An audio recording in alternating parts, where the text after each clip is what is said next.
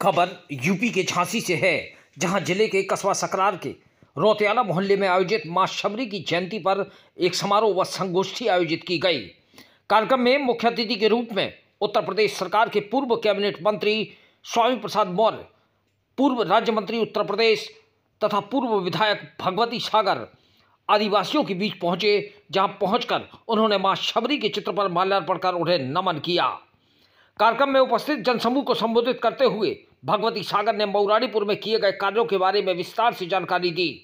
उन्होंने जनता के हक व अधिकार की बात कही, जबकि पूर्व कैबिनेट मंत्री स्वामी प्रसाद मौर्य ने सभी आदिवासियों से एकजुट होकर गरीब आदिवासी तथा दलितों के हक की लड़ाई लड़ने की बात कही।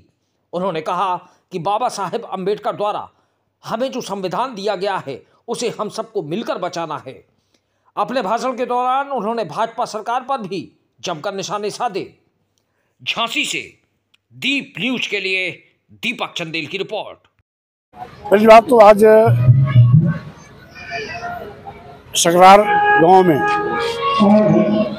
शबरी माता जी के जन्मदिन के अवसर पर लोगों ने एक भव्य आयोजन का थोड़ा माइक कार्यक्रम ठाना है, जिसमें मुझे भी आने का अवसर मिला। और जैसा कि इतिहास इस बात का गवाह है, इस देश का आदिवासी दलित पिछड़ा कभी इस देश का हुक्मरान हुआ करता था, लेकिन चंद चतुर लोगों ने धर्म कर्म भाग्य भगवान के मकरजाल में फंसाकर इसे गुलाम बना दिया।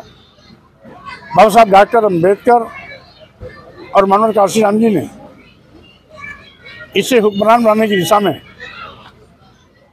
न केवल काम किया, बल्कि एक लंबे अंतराल के बाद बहुजन समाज को सत्ता में पहुंचाया, हुक्मरान भी बनाया, सम्मान स्वाभिमान की वापसी भी सुनिश्चित कराई।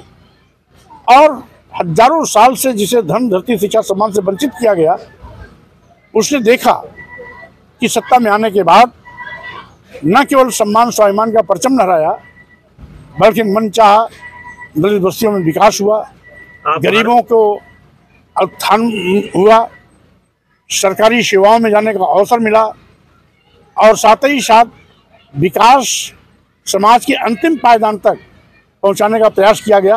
हम चाहते हैं भारतीय जनता पार्टी से आप अपनी भारतीय जनता पार्टी में आए हैं, बुंदेलखंड को लेकर क्या विजन है आपका? देखिए, भारतीय जनता पार्टी इस देश की दुश्मन है, क्योंकि देश के लोगों के वोट पर बैठकर ये केवल अदानी और अंबानी की तिजोरी भर रही है, देश के करोड़ों करोड़ों नौजवानों को बेरोजगार बना रही है।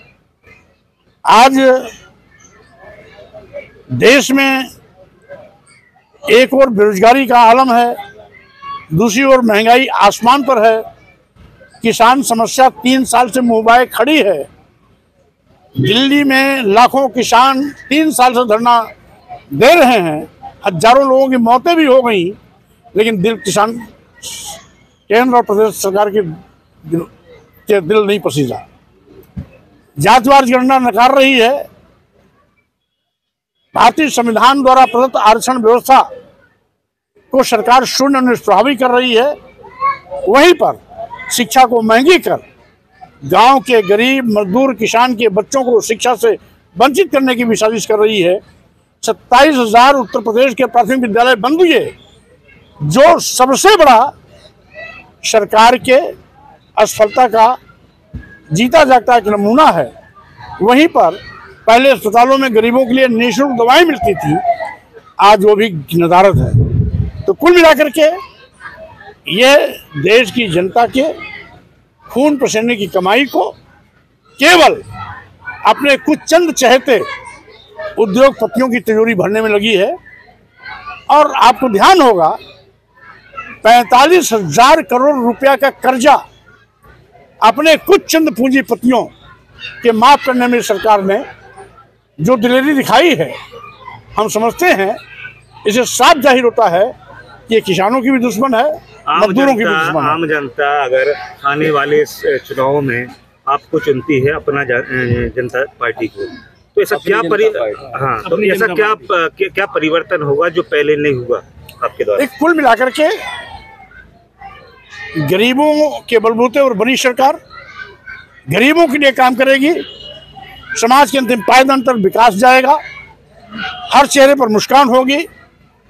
साथ ही शायद बाबा साहब डॉक्टर अम्बेडकर ने भारतीय संविधान के माध्यम से जो आरक्षण की व्यवस्था दी है, बड़े पैमाने पर सरकारी नौकरियों के माध्यम से आरक्षण का लाभ दे करके हर नौजवान को सरकारी नौकरी देने की प्रयास किया जाएगा।